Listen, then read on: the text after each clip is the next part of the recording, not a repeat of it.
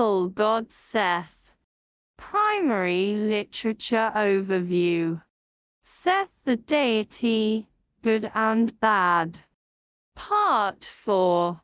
Queek discusses a variation in the representation of a particular item of royal clothing, the king's jacket Kniepsjak. This item of royal regalia dated back to the Old Kingdom, but fell out of use during the 11th dynasty, only to be reinstated at the beginning of the 18th dynasty. The reason for its revival was an attempt by the Thutmosids to link to the traditions of the past. The jacket comprised 2 falcons, one to each side of the body with their wings outstretched across the king's chest. The king's jacket depicted on both Hatshepsut and Thutmose III has one of the falcon heads replaced with the head of the Seth animal. These Seth heads were erased in a later period, possibly during a period of proscription.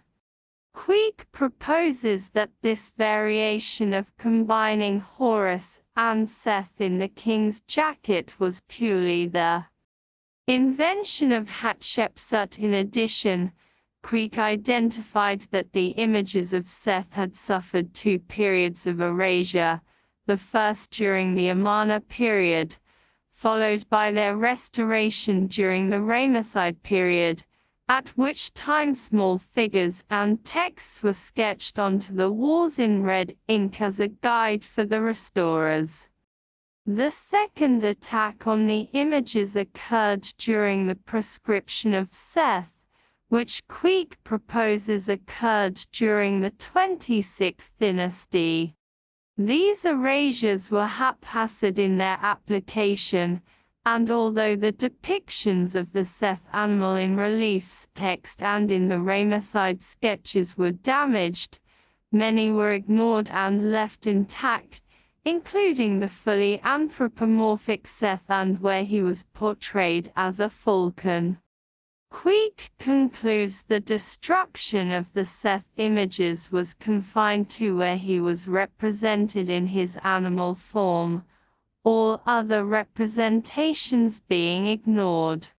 What Queek fails to propose are any theories as to why Hatshepsut incorporated so many images that combined Horus and Seth together.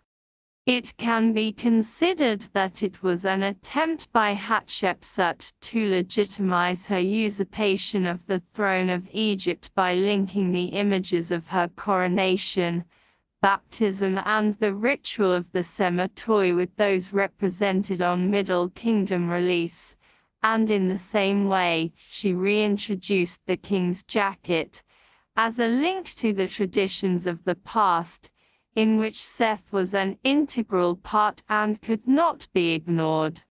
All the above literature highlights the ambivalent attitude taken towards Seth by the Egyptians and that his role within the pantheon of deities was not fixed, but was expediently redefined and employed as the situation required regardless of whether his character was deemed good or bad.